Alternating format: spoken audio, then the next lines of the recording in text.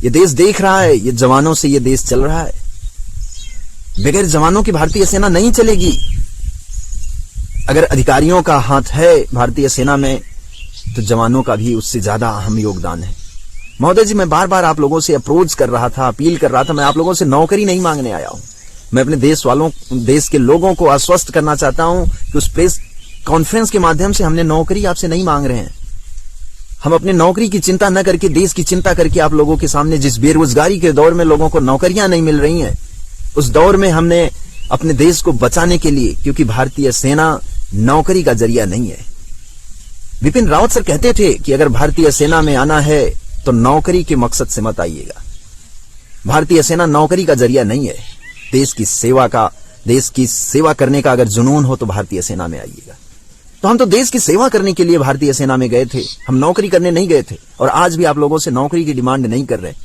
लेकिन अगर आप हमारी देशभक्ति पे, हमारी देशभक्ति पे, हमारी डिसिप्लिन पे अगर आप सवाल उठाएंगे तो हम जरूर ये लड़ाई लड़ेंगे। और आपको बता दे रहे हैं कि ये पूरा देश देख रहा है और देश देखेगा।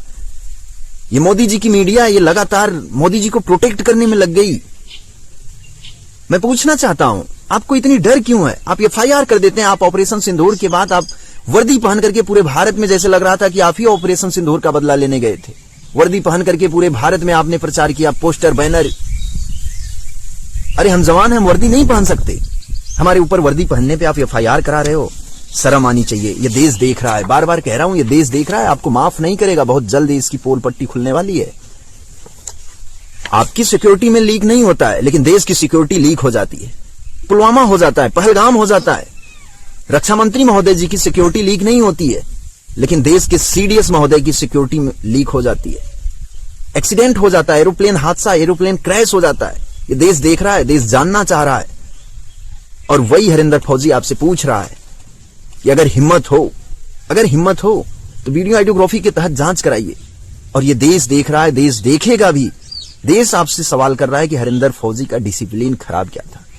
और जब हरिंदर फौजी का डिसिप्लिन खराब हुआ, आपकी इस मीडिया ने जब ये चीज कहा कि एक फौजी के कह देने से नहीं होता, तो हरिंदर फौजी ने आपके सामने 4-4 फौजी रखे थे।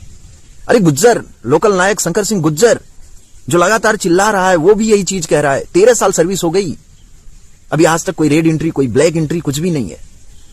अब बताइए ना कि उसका क्या डिसिप्लिन खराब है। और भागा, तुम कह रहे हो कि वो भगोड़ा है।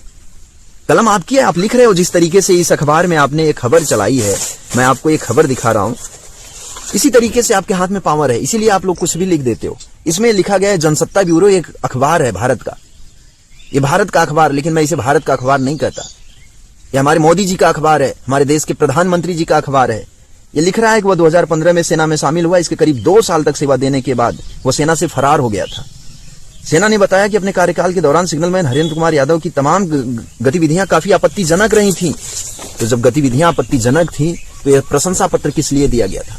और आपको बता दूं, 2 जुलाई 2022 को जब ये प्रशंसा पत्र मिला था, उसी के बाद जब मैं कोर्स में गया था और मेरी सिखलाई, हमारी ट्रेनिंग, हमारी भारतीय सेना के साथ जिस तरीके से खिलवाड़ किया जा रहा था, उसी के लिए हमने कहा था कि हम इस तरीके से आपकी गुलामी करने नहीं आए, हम नौकरी आपकी नहीं करने आए, आपका बूट पालिश नहीं करने आए। और 13 मार्च 2023 को ही मैंने त्याग पत्र दे दिया था। और वही आरोप तो आप लगा रहे हैं हमारे ऊपर कि डिजर्टिंग द सर्विस। लेकिन ये नहीं बता रहे हैं कि किस लिए छोड़ रहा है। ये भी तो बताइए ना, आप गलत बयानी कर रहे हैं। इसी की जांच के लिए जब मैं कह रहा हूं कि आप वीडियो आइडियोग्राफी कराइए, इसकी जांच करिए। आपकी कलम है, आप वैसे लिख सकते हो, लेकिन वीडियो आइडियोग्राफी में जब देश देखेगा तब आपकी हिम्मत नहीं होगी कि इस तरीके से जो मर्जी करे वो लिख दो। मैं वही आपसे कह रहा हूं, वीडियो आइडियोग्राफी कराइए और आप दोषी सिद्ध कर दीजिए। इंडिया गेट पे आप मुझे फांसी लगा देना। इंडिया गेट पे फांसी का तख्ता तैयार रखिए और हरिंदर फौजी फांसी के पंदे पे झूल जाएगा अगर जिस दिन आप दोषी सिद्ध कर दोगे। अगर तुम्हारी मां ने दूध पिलाया है तो आप जांच कराइए। सिर्फ वीडियो आइडियोग्राफी के तहत जांच करा दीजिए। अगर तुम्हारी मां ने दूध पिलाया तो सिर्फ फेक मिसलीडिंग कह देने से कुछ नहीं होता महोदय। और ये क्रांति की आग उठी है। आज आपने 4 जवान देखे थे, आने वाले समय में आपको 400 जवान भी दिखेंगे।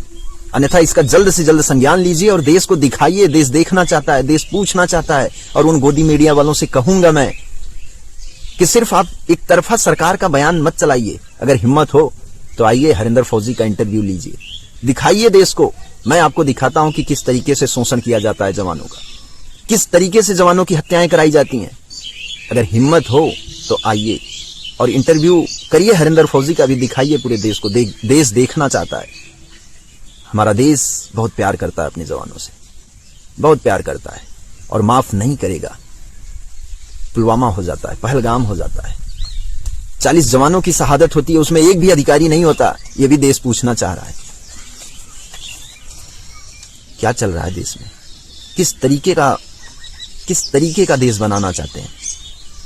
इसलिए हम आपसे नौकरी नहीं मांग रहे हैं, अपने देशवासियों से हाथ जोड़ करके अपील कर रहे हैं कि हम नौकरी नहीं मांग रहे हैं। मैं आप लोगों से बस सिर्फ यही अप्रोच कर रहा हूं कि आप जांच करवा दीजिए। अब देखिए कि आपके जवानों के साथ किस तरीके से पीड़ा हो रही है और आपकी सुरक्षा के साथ कितना बड़ा खिलवाड़ किया जा रहा है, कितना बड़ा खिलवाड़ किया जा रहा है। आप लोगों की आंखें खुली की खुली रह जाएंगी। आप सोचेंगे कि किसके हाथ में हमने देश दे दिया, किस तरीके से हमारे देश के साथ ऐसा किया जा रहा है।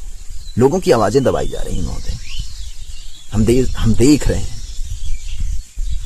तो आप लोगों से विनम्र विनती है, निवेदन है कि इस सच्चाई को लोगों तक पहुंचाइए, शेयर करिए, ज्यादा से ज्यादा लोगों तक सवाल करिए कि नहीं हमारे देश के जवानों के साथ ही क्या हो रहा है। हम खून बहा सकते हैं, हम गोलियां खा सकते हैं, तुम्हारे FIR से डरने वाले नहीं। आप एक नहीं 1000 FIR कर दीजिएगा, लेकिन ये आवाज तब तक ये लड़ाई चलेगी जब तक आप देश की सेना के साथ इस तरीके से मजाक करेंगे। तब तक ये लड़ाई चलेगी जब तक आप जवानों के साथ इस तरीके से शोषण करेंगे।